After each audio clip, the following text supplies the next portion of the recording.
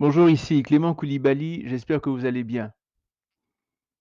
Le titre de l'exhortation d'aujourd'hui, c'est Viens avec nous. Viens avec nous. Moïse parlait avec l'Éternel et il lui disait en Exode 33:15, si tu ne viens pas toi-même avec nous, ne nous commande pas de quitter ce lieu. Si tu ne viens pas toi-même avec nous, ne nous commande pas de quitter ce lieu.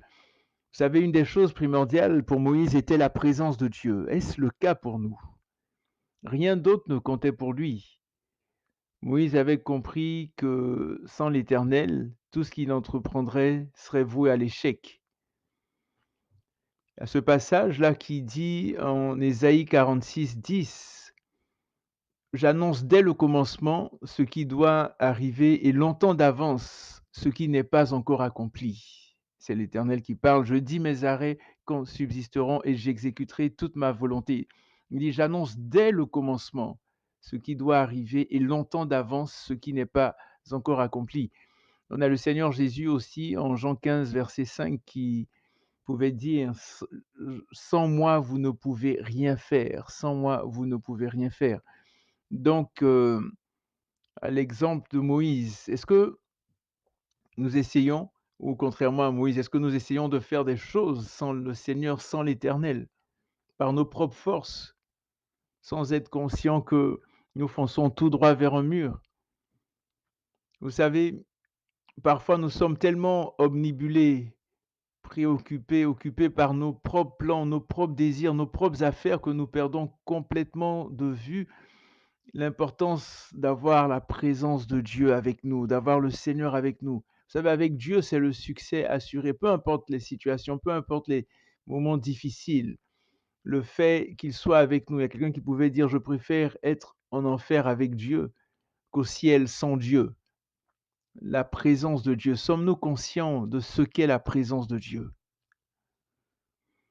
savez, lorsque nous sommes avec lui, quelles que soient les situations, il ne nous abandonnera jamais. Quand nous marchons véritablement avec lui, sa fidélité est grande et elle est incomparable. Et nul n'est comme lui.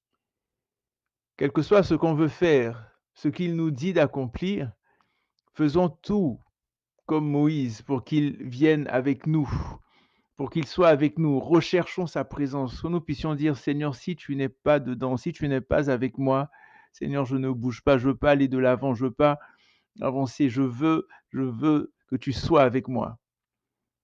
Sois avec moi, accompagne-moi, guide-moi.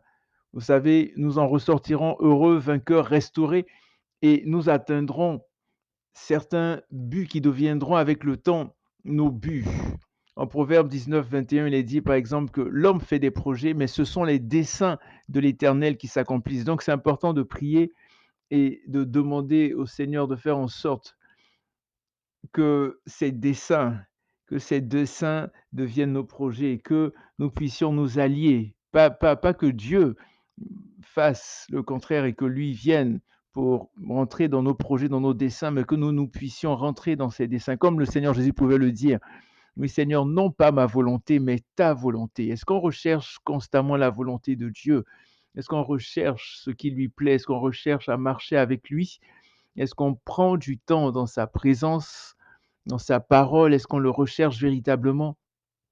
Vous savez, c'est quelque chose de fondamental en tant que disciple de Jésus. Et si vous n'êtes pas encore disciple de Jésus, je vous encourage fortement à revenir à lui, à vous repentir et à marcher en nouveauté de vie, à changer de cap et à décider, à prendre cette ferme décision. Vous savez, la plus grande, la plus excellente, la meilleure décision qu'un être humain puisse prendre sur cette terre des hommes, c'est de soumettre sa vie à son Créateur, à Jésus.